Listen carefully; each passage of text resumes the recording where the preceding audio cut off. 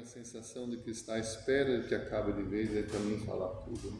Nem levando em conta. Então, não, isso não é diálogo, eu estou apenas preparando. Na comunidade, isso exige, né, um cuidado importante. Né? O número 138 recorda o desenvolver o hábito de dar real importância ao outro. Quer dizer, é a convicção de que todos têm algo para dar. E, ao mesmo tempo, aquela atitude de colocar-se no seu lugar e interpretar a profundidade do seu coração, individuar aquilo que o apaixona, aquilo que está mais a fundo, que é exigente para a gente perceber, acolher, perceber qual é a real necessidade do outro, né? E, claro, quando está escutando o outro, que realmente a pessoa esteja ali, não vendo a hora, claro, com aquele tempo, né, com aquela tranquilidade. Né? Diz que a escuta é um dos sinais, né, uma das características do verdadeiro amor. O tempo que você passa escutando, né, alguém é um tempo que você nunca vai reaver. O outro não pode devolver isso. Nada a ninguém. Tem comunidades, né? Acho que lá em Campinas tem umas pessoas que nas paróquias tem aquele espaço de escuta, né? Alguns membros fazem isso, estão lá determinados dias da semana, naquele horário, para escutar, e passa pessoas que têm necessidade. Né? O RCC faz aqui, tem. Diálogo, escutando. Essa oração chama. Tá.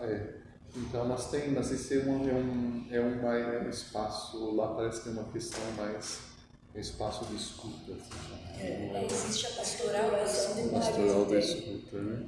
Quer dizer, é muito importante isso, porque às vezes, até a Mariel, que vocês conhecem, ela contou, ela até falava, olha, pessoas que chegavam lá, falavam, a gente não dizia nada, mas percebia que elas, ao falarem, ao desabafarem, etc., ao se sentirem escutadas, né, e acolhidas, e diz ela, depois de muito tempo, foi fazer um trabalho pastoral em algum lugar, ela encontrou, diz, ela não falou uma palavra para aquela pessoa, mas aí ela foi fazer um trabalho na paróquia, em outro bairro, encontrou aquela pessoa, e foi essa pessoa que a acompanhou o tempo todo.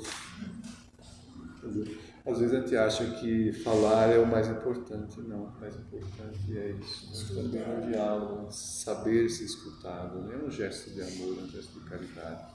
E sem julgamento, sem nada. Né? A virtude da paciência. A paciência, claro. Tem que ter, né, bastante paciência. Então isso é muito importante, né? Dar a real importância ao outro, saber escutar. Depois, o 139, também importante para o diálogo, a amplitude mental. Quer dizer, flexibilidade para poder modificar ou completar as próprias opiniões. Isso é muito importante na comunidade. Eu não sou dono da verdade. Ninguém de nós é, né? E é claro, num diálogo é possível, então, enriquecer-se muito, né? Sobretudo quando existe partilha mais profunda da palavra de Deus, daquilo que rezou, daquilo que se coloca aí, né? E por isso que ele diz, a unidade que temos de aspirar não é uma uniformidade, mas uma unidade na diversidade, uma diversidade reconciliada, né? E é claro, é importante, né, que esteja atento também àquelas coisas do processo interior, né, de interferências, que às vezes a gente tem os nossos preconceitos. Hoje é muito complicado, é a questão das polarizações, direita, esquerda, essas coisas, né, que brigam dentro da igreja, comunhão na boca, comunhão do joelho, na mão, o que é isso? Aquelas coisas, a gente vê tanta coisa, esquece que, coitado de Jesus, é o centro. E assim, muitas coisas. Claro, isso poderia também interferir, né, nas nossas comunidades. Quem pensa assim, quem pensa assado, não. E claro, aí ele também recorda, né? É importante, claro, falar, né? sem descarregar a ira como uma força de vingança, evitar uma linguagem moralizante que procure apenas agredir, ironizar, culpabilizar, ferir. Isso ele fala no âmbito do casal, né? Mas muitos dos conflitos também acontecem assim, né?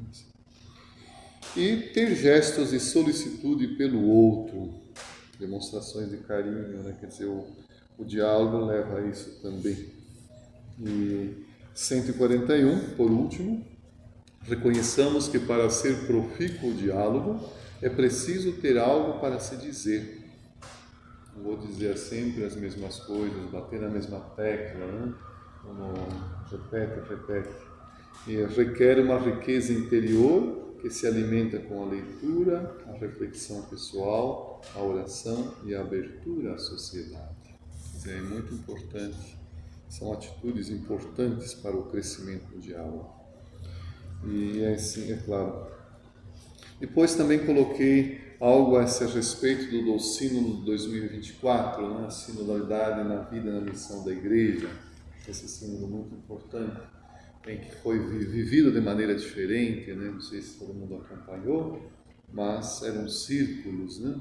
Onde estavam sentados cardeais, bispos, leigos, etc., na mesma mesa, por assim dizer, para ir discutindo aquelas questões. Sempre começava com um período de oração, uma hora da liturgia, depois mais ou menos uma meia hora de oração silenciosa, todos ali, e depois as discussões, as reflexões, né? A partir daquilo que era proposto para ser discutido. Então, nesse número 45 do documento final do Sínodo, está na internet, né? Fala assim: a palavra conversação exprime algo mais do que um simples diálogo. Ela entrelaça harmoniosamente pensamento e sentimento e gera um mundo vital partilhado. Quer dizer, a caridade e a verdade do Bento XVI, aqui aparece o pensamento e sentimento também são essenciais, né? Porque, claro, nós percebemos quando a pessoa fala a partir apenas de ideias, né? Conhecimentos, ou quando a pessoa fala a partir de algo mais profundo da sua vivência, né? Ou algo que está experimentando. Então pode-se dizer que na conversação está em jogo a conversão. Trata-se de um dado antropológico que se encontra em diferentes povos e culturas, unidos pela prática de se reunirem solidariamente para tratar e decidir as questões vitais para a comunidade. Como antigamente, né? Talvez os nossos avós, bisavós, né? Nas cidades do interior, isso é muito presente ainda nas populações africanas, onde tem, de certa maneira, esse costume, né, no final do dia de se reunirem e conversarem. Eles escutam muito os mais velhos, os anciãos da comunidade, coisa que para nós é bem complicado, né? Hoje os jovens, vocês não sabem nada, a gente sabe tudo, né? Então estão se perdendo, né, nesse emaranhado de coisas aí, porque não tem essa sabedoria de vida, né, que com o tempo se vai adquirindo e que se vai também colocando desta forma, né? A graça leva ao cumprimento dessa experiência humana. Então, conversar no Espírito significa viver a experiência da partilha à luz da fé e da procura do querer de Deus, uma atmosfera evangélica em que o Espírito Santo pode fazer ouvir a sua voz inconfundível. Então, essa atitude, né? Se a comunidade tem que tomar uma decisão, algo mais sério, como fazer, etc., é muito importante. Então, isso que aqui o documento final do Sínodo de 2024 também nos recorda. Aqui no livro, na página 129, coloco, citando aquele documento da Comissão Teológica Internacional, a sinodalidade na vida e na missão da Igreja, que foi lançado, quando que foi? Não coloquei a data. mas antes do sínodo, né? Então são estudos muito aprofundados, mas aí eles recordam que o diálogo sinodal implica coragem tanto no falar quanto no escutar. Que às vezes eu posso perceber uma coisa que ninguém percebeu, mas que através de mim o Espírito Santo pode estar chamando a atenção para aquele aspecto que ninguém percebeu. Então tem que ter coragem de falar, mesmo indo contra a opinião da maioria. Mas se são coisas que a pessoa rezou, pensou, etc., então falar, né? Quanto no escutar. E ao mesmo tempo expressar com respeito aquilo que se percebe em consciência sugerido pelo Espírito Santo como útil para um discernimento comunitário. Então isso aqui é importante, né? Então claro, tem outros aspectos também, mas pelo tempo não podemos desenvolver muito, né? E apenas cito aí o finalzinho não sei se eu coloquei aqui, não, onde o amor, o respeito, a confiança e a prudência em um clima de amizade, mas ainda de serviço, é importante para o verdadeiro diálogo. E dado que a verdade, ressalta Bento XVI, é logos, quer dizer, a palavra é comunicação, logos que cria diálogos e, por isso, comunicação e comunhão. Então, o expressar deve sempre, de acordo, né, e à luz do Espírito Santo, criar comunhão, criar comunicação autêntica, né?